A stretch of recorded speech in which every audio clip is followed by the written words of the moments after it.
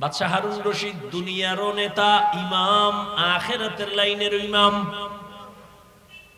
তিনি একদিন ওলামায়ে কেরামদের দাওয়াত দিলেন তার রাজপ্রাসাদে।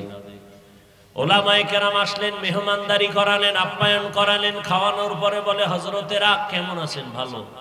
আপ্যায়ন ভালো হইছে তো? কহা ভালো।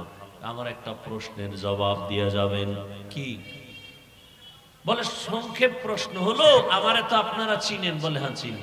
এতটুকু বলবেন, আমি কি জান্নাতি না জাহান্নামী? সব আলেম ওলামা এক পায়ে দাঁড়ায় গেলেন আর বললেন, এটা অসম্ভব। দুনিয়াতে একজন ভালো মানুষ ভালো কাজ করলে বলা যায় সে জান্নাতের পথে আছে, তবে জান্নাতি বলা যাবে না। একজনে অন্যায় কাজ করে তাকে বলা যাবে সে অন্যায়ের কারণে জাহান্নামের পথে আছে, কিন্তু জাহান্নামী বলা যাবে না। হঠাৎ ওই মজলিসের পেছন থেকে 9 বছরের একটা বালক দাঁড়ায় গেল। 9 বছরের বালক দাঁড়ায় বলে, বাদশাহ যদি অনুমতি দেন আমি আপনার প্রশ্নের জবাব দিতে চাই। বাদশারও কান খাড়ায় গেল, আলেমেরাও তাকায়, বলে এই বাচ্চাকে 9 বছরের বালক। বাদশাহ কয়, বালকের সামনে আসার সুযোগ দেন। 9 বছরের বালক সামনে বলে, বাদশাহ জাহাপনা কি প্রশ্ন করলেন? আমি জান্নাতি না জাহান্নামী বলো। কাছে আমি যদি জবাব দেই দিব ইনশাআল্লাহ, তবে আমাকে একটু বলেন যে প্রশ্ন করে সে বড় না যে জবাব দেয় সে বড়? বাদশাহ হারুন রশিদ বলে, যে জবাব দেয় সে সাময়িক সময়ের জন্য হলেও তো একটু বড়। বেয়াদবি মাফ করবেন, আমি যেহেতু আপনার জটিল এক প্রশ্নের জবাব দিব, সিংহাসনে আমাকে বসায় আপনি নিচে বসেন। ওজিরে আজম নিচে বিছানা দাও, আমি নিচে বসবো। বাচ্চাকে এখানে বসায় দাও। 9 বছরের বালক বাদশাহ হারুন রশিদ নিচে বসে গেলেন, বালকের চেয়ারে সিংহাসনে বসায় দিলেন। বালক হারুন রশিদের সিংহাসনে বৈশা বলে, তাকায়া দেখো, যাদের কাছে এলেম আছে তাদের সম্মান এমনই হয়। এলমেরা এজাজ করদন বেহিসাব, খলকেরা দাদন জবাবে বাসওয়াব, হক না দারদ দোস্তে খলকা জারেরা, নিস্তে ই খসলত একে দিনদারেরা। 9 বছরের বালক ডাক দিয়ে কয়, এলেমের সম্মান তো এমনই হয়। কেমন হয়? বলে, এত বড় বাদশারে নিচে বসায় আর আমার মতো বালকের সিংহাসনে বসায়। এটা আমার চেহারা না, টাকা না, আল্লাহর দেওয়া এলেমের সম্মান। এলেমের সম্মান কম না বেশি? দেখছেননি, টাকা নাই, পয়সা নাই, খাওয়ানোর চিন্তা নাই, বালুর মধ্যে বসায় রাখছে মাওলার এলেমের মহব্বত। টাকায় বসায় রাখতে পারতো? কেউ যদি বলতো আমি 5,000 করে টাকা দিব, বইও বালুর ভিতরে, গাঞ্জাখোর ছাড়া কোনো ভালো মানুষ বসতো না। ও চিন্তা করতো 5,000 টাকা মানে 5 দিনের গাঞ্জা বিনা হিসাবে বয়ে থাকবে। কিন্তু এই জান্নাতি মানুষগুলো বসতো। আপনাদের এলাকায় বিল্ডিং এর অভাব নাই, আল্লাহর কসম একটা বিল্ডিং এর এই পরিমাণ দাম নাই আল্লাহর কোরআনের ইলমওয়ালা টিনের মাদ্রাসার ঘরের যেই দাম। ঠিক নেই? আমি হাফিজুর রহমানের দাম নাই, আল্লাহ সম্মান যা দিছেন আল্লাহর দেওয়া ইলমের বরকত। কথা ঠিক নেই? এই ইলম ছাইরা কই যান কোন তো? কই যান? কয় আমরা এখন এই ইলমে এগুলিতে বরকত নাই, আমরা এখন কেজিতে যাই, ওটার ওজন বেশি। ফজরের আজান দিতে আম্মা যান, মুয়াজ্জিন যখন উঠে মা উঠে সন্তানের কেজিতে পাঠাবে। হ্যাঁ গিয়ে কি করবে? শরতে ওয়াজাগর শরায়াতে আপা। ঠিক নেই? এই সন্তানটা কোরআনের বাগানে যখন আসবে সে পড়বে সরায়াত যু সরায়াতে আমার আল্লাহ। চোখের সামনে কই গেল নৈতিকতা, নীতি, আদর্শ? কই গেল?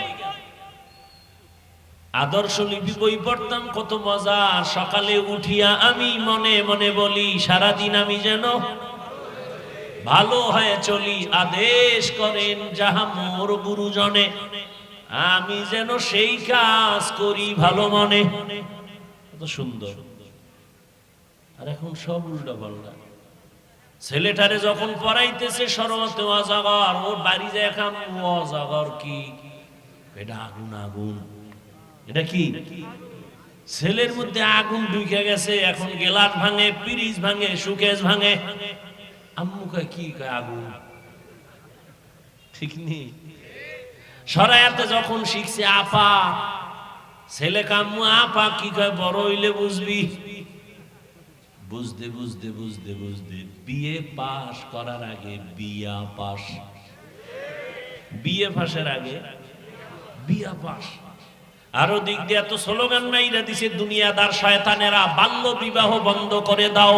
তার মানে আকাম যত পারো করো, তারপরও বিবাহ চলবে না, আকাম চালাও। আম্মাজান আয়েশা 2000-এর উপরে হাদিসের হাফেজা, মাত্র 9 বছরের দোয়া।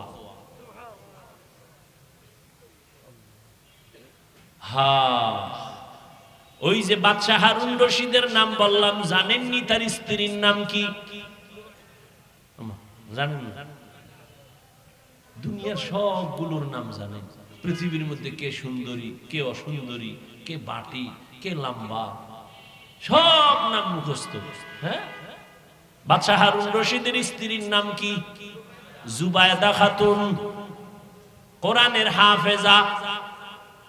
100 মহিলা জুবায়দার কাজ করে, 100 মহিলা, সবাই কোরআনের হাফেজা। জুবায়দা ডাক দিয়ে আমি চাই আমার ঘরে 24টা ঘন্টা প্রতিটি সেকেন্ড যেন কোরআনের তেলাওয়াতের আওয়াজ হয়। 100 কাজের মহিলারে ভাগ করে দিল, তুমি আধা ঘন্টা তেলাওয়াত করে কাজে যাও, আর একজন তেলাওয়াত শুরু করো, আর একজন কাজে যাও, আর একজন তেলাওয়াত শুরু করো। বা এইভাবে শিডিউল করে দিয়েছেন। জুবায়দার ঘরে 24 ঘন্টাই কোরআনের আওয়াজ। এই ঘর রহমত হইব না? আর যে বিল্ডিং এর মালিকেরা ফজরের সময় মুসল্লিকে মসজিদে যাইতে গেট খুলে না, এরকম বরকতি বিল্ডিং আছে না নাই? অনেক আল্লাহর বান্দারা কয় মনে চায় ফজরের নামাজে মসজিদে যাব, কিন্তু গেট খুলতে দেয় না দারোয়ান মালিক। এই বিল্ডিং এ আগুন লাগবে না তো কই লাগবে? হ্যাঁ, আল্লাহ হেদায়াত দান করে। আরে লাজ লজ্জা না হইলে কি করা? করোনার মতো এত গজব দিয়েও যাব, ঘাট তেরা সোজা হয় নাই। এটির আর কি করব? সারা দুনিয়া আমেরিকার আঙ্গুলের ইশারায় চলে। এখন আগুন লাগছে, তোর 14 গোষ্ঠী লইয়া ফিরা।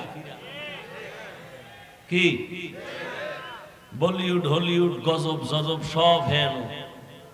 হ্যাঁ, আগুন নিভছে। এই ফেসবুকের গোলাম ভাইরা বলো, নিভছে। जिंदगी में बंदगी तो करना है, जिंदगी में बंदगी तो करना है, जिंदगी बे बंदगी शर्मिंदा है, जिंदगी बे बंदगी शर्मिंदा है। সংক্ষেপ ওই বালক কই আছে মনে আসেনি? কই? সিংহাসনে বসে বলে এলেমের সম্মান তো এমনই হয়। দেখছেন নি এখানে 4টা ছেলের মাথায় পাগড়ি দেয়া হলো।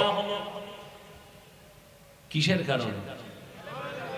আল্লাহর কোরআন তাদের সিনার মধ্যে জমা।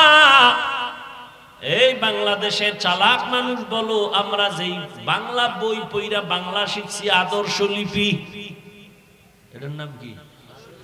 এটা কি আর পাল্টাইছে নি নামটা? গজব শুরু হয়ে গেছে না সাইডে দিকে। সর্বাঙ্গে ঘা ঔষধ দিব কোথা? আমাদের হযরত বলে গেলেন না প্রাইমারির বিষয়। হ্যাঁ,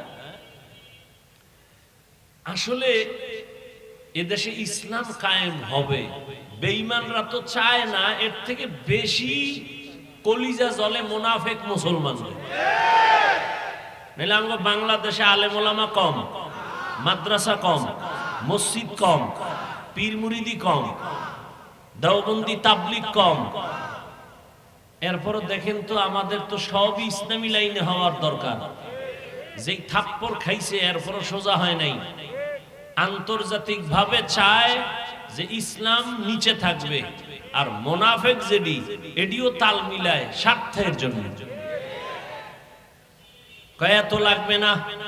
ওই যে দেখেন না, আমি আমলের কথা বলছি, একদল হুজুরেরাই ময়দানে বয়ান করে বেশি আমল লাগে না। মানুষ কই যাইব?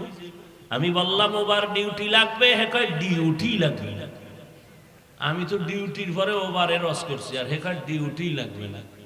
ওই বাজারে মাছ কিনতে যাই দেখছিস যে ফাও পাইছে, যা এতে 3 বেলা হয়। কয় ভাই আমার আসল না বাদে ফাওটা দাও। কয় জুতা জুতা।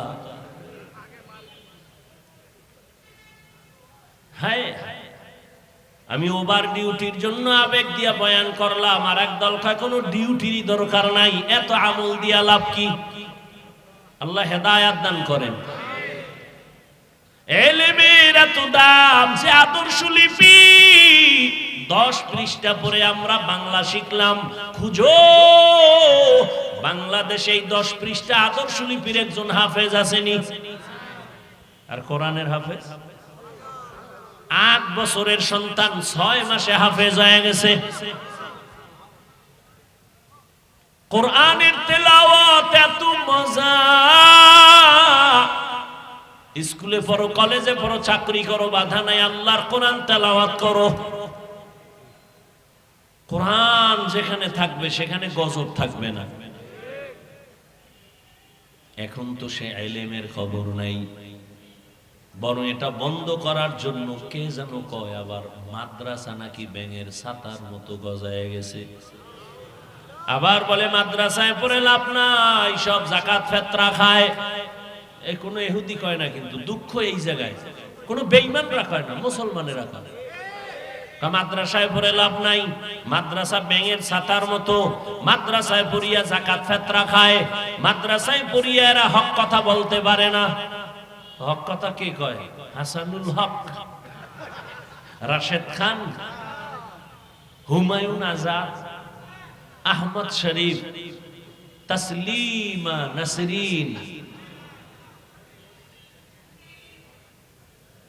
হক কথা তো কোরআনওয়ালারা ছাড়া কেউ বলে না, কেউ বলে না।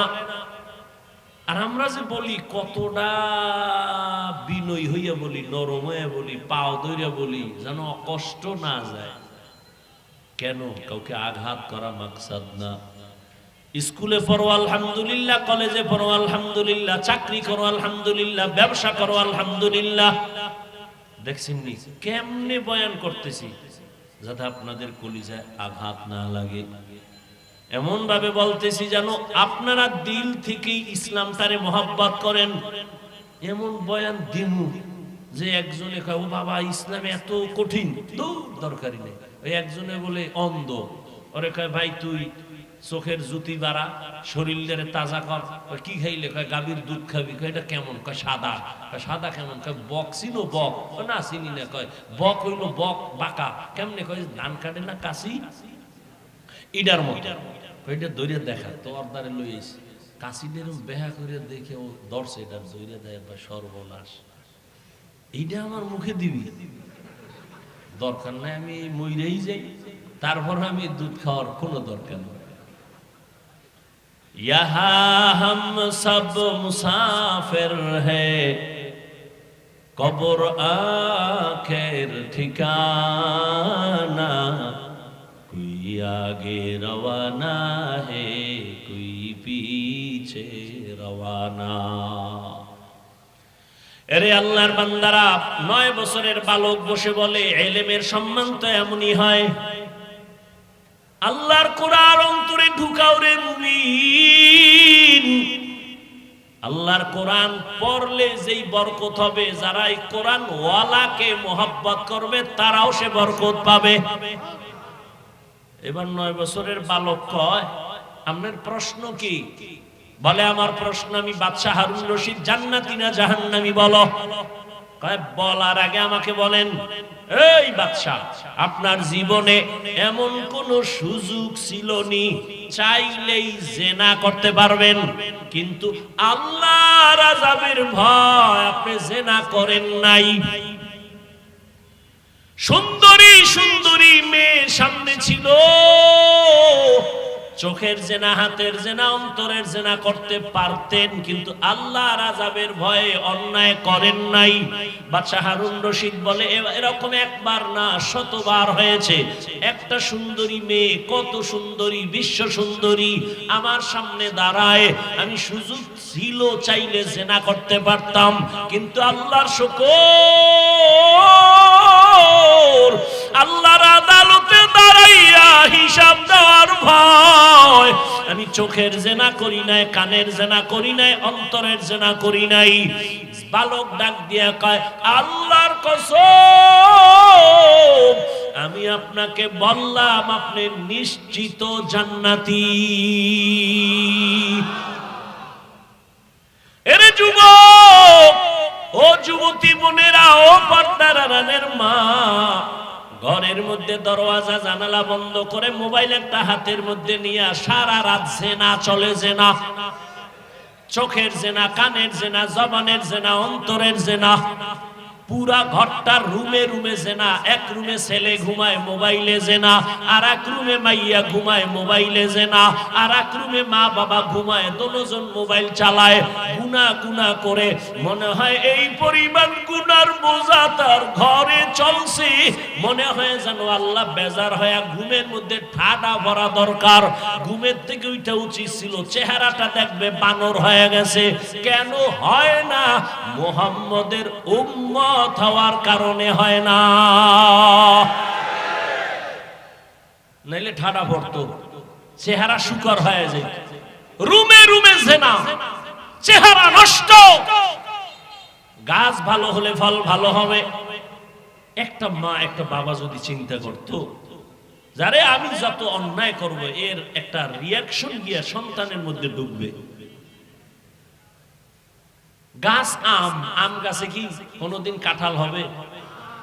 তো দুশ্চরিত্র মা বাবার গর্বে তো কোনদিন আনোয়ার শাহ কাশ্মীরি আসবে না, খাজা মঈনুদ্দিন চিশতি আসবে না।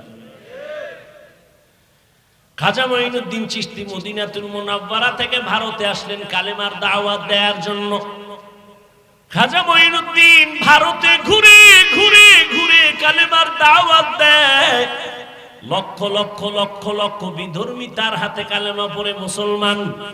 খাজা মঈনুদ্দিন আনন্দিত হইয়া মায়ের কাছে গেলেন। মা কয়, এত আনন্দিত কেন? কয়, মা আমার হাতে বহু বিধর্মী কালেমা পড়েছে। মা কয়, তাতে তোর কি? সব অবদান তো আমি মায়ের। মঈনুদ্দিন ডাক দিয়া কামা তোমার? বলে হ্যাঁ। বলে কেমনে?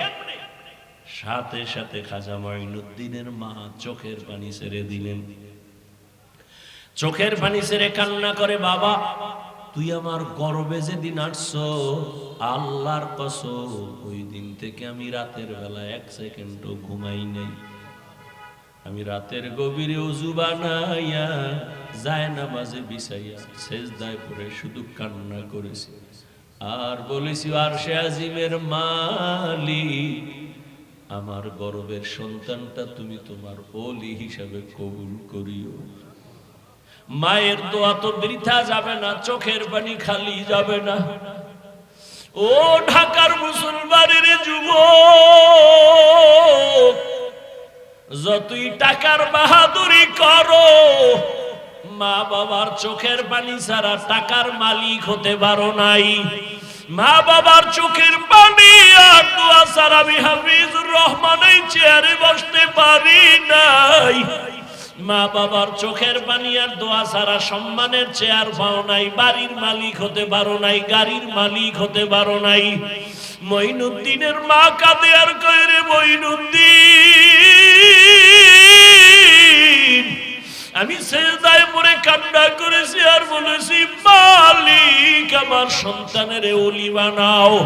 শুধু তাই না, তুই দুনিয়ায় যখন আসছো আমি তোরে যতদিন দুধ পান করাইছি, আল্লাহর কসম আমি মা তোরে যতদিন দুগ্ধ পান করাইছি, এক ফোঁটা দুধ আমি মা তোর মুখে বিনা অজুতে দেই নাই। ও এলাকার মা বোনেরা, ও বাবাজিরা, এমন মায়ের সন্তান কেন আল্লাহওয়ালা হবে না? এই দুনিয়ায় যত ভালো সন্তান আসছে মায়ের অবদানের কারণে। ও পর্দার আড়ালের আম্মা জান, আপনার সন্তানটারে ডাক্তার বানান, বাধা নাই, ইঞ্জিনিয়ার বানাবেন, বাধা নাই, বেয়াদব বানাইয়েন না। আপনার সন্তানের ব্যবহারে যেন মা বাবা কষ্ট না পায়, আলেম কষ্ট না পায়, শিক্ষক কষ্ট না পায়, প্রতিবেশী কষ্ট না পায়। ডাক্তার হলেও সন্তান ধন্য, আদওয়ালা যদি ইঞ্জিনিয়ার বানান জীবন ধন্য, আদওয়ালা যদি প্রফেসর বানায় যাইতে পারেন সন্তানের জীবন ধন্য। আপনি মাও কবরে শান্তি পাবেন। ওই বালক ডাক দিয়া বলে, বাদশাহ হারুন রশিদ, আমি চ্যালেঞ্জ দিলাম, আপনি নিশ্চিত জান্নাতি। সব আলেমরা দাঁড়ায় গেল, আমরা কেউ বলতে পারি না জান্নাতি। তুমি 9 বছরের বালক, কেমনে বলছো বাদশাহ হারুন রশিদ জান্নাতি? বলে, আল্লাহর কোরআনের আয়াত দিয়া দলিল দেই, শুনো।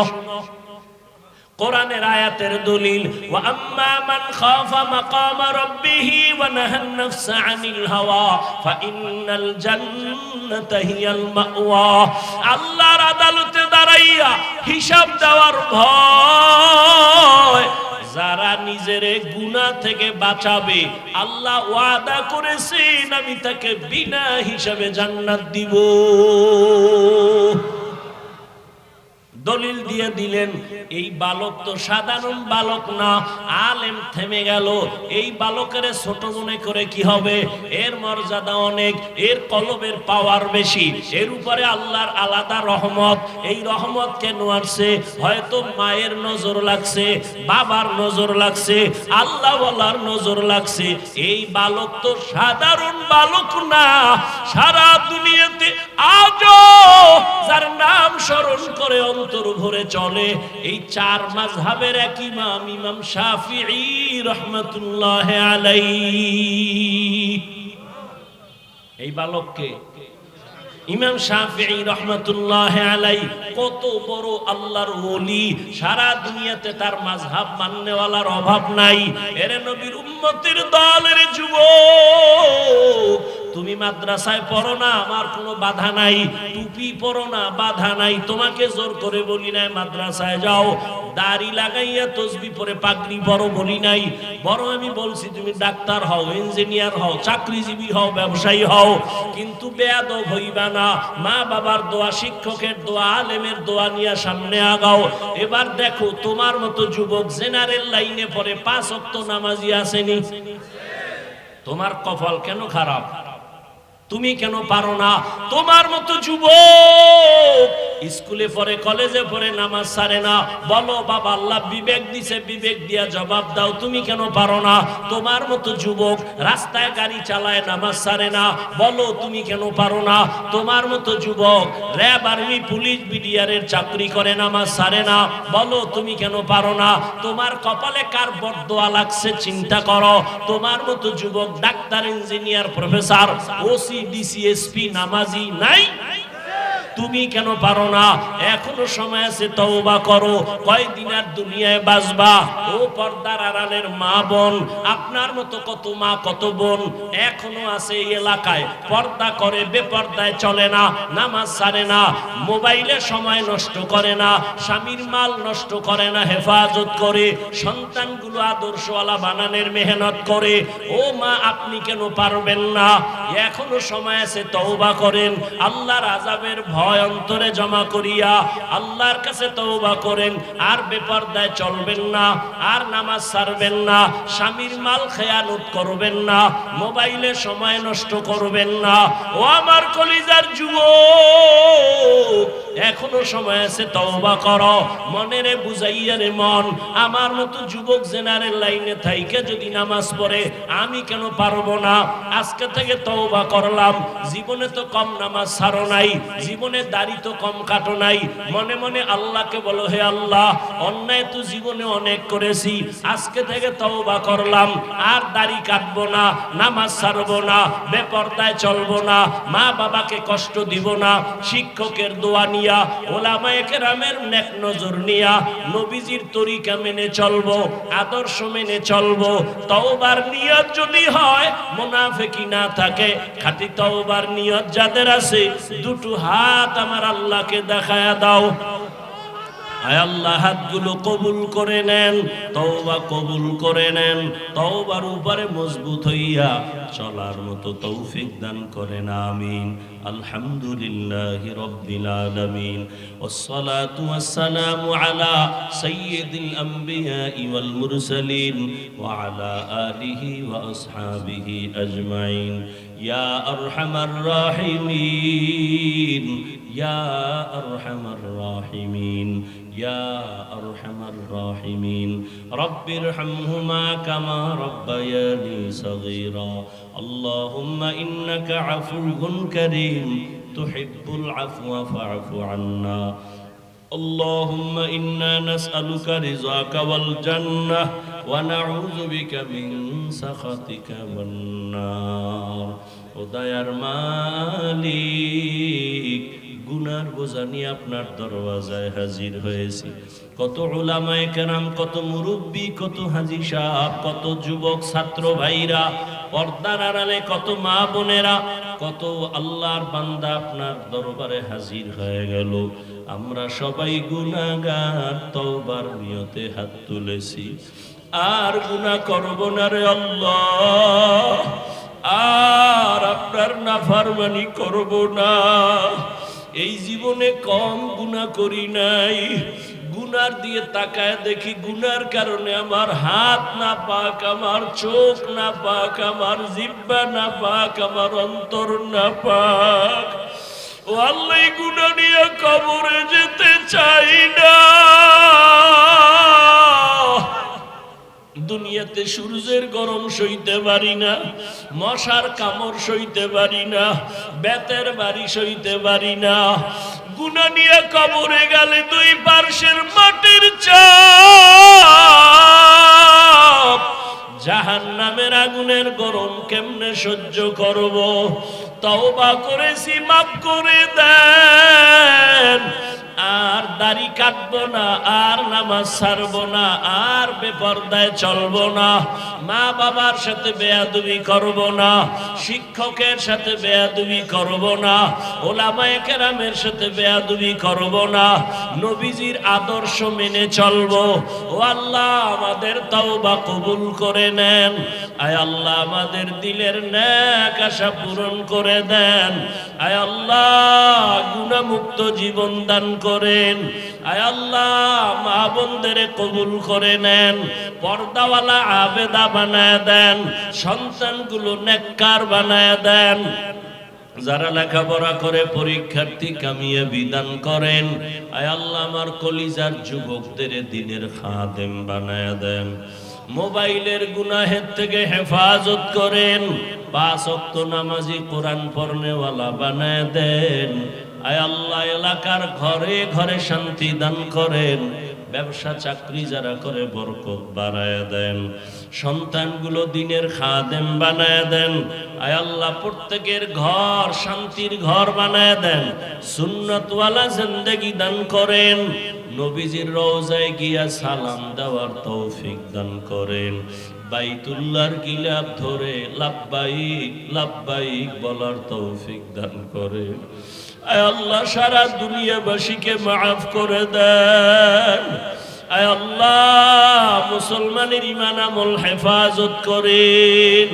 আয় আল্লাহ বিদেশের ঘরে যারা ব্যবসা চাকরি করে হেফাজত করেন, বাংলাদেশ শান্তির দেশ বানায় দেন, জালেমদের জুলুম থেকে হেফাজত করেন, রিয়া হাসাদ কিবির দূর করে ইখলাস দান করেন। আয় আল্লাহ সুন্নতওয়ালা জীবন দান করেন। আয় আল্লাহ পাঁচ ওয়াক্ত নামাজি বানায় দেন, নামাজ কাজা হওয়া থেকে হেফাজত করেন। আয় আল্লাহ গুনাহের প্রতি ঘৃণা জমায়া দেন। আয় আল্লাহ সন্তানগুলো নেককার বানায় দেন। আয় আল্লাহ দ্বীনের খাদেম হিসেবে কবুল করে নেন। ইলম ও হিকমত আমলে বরকত বাড়ায় দেন।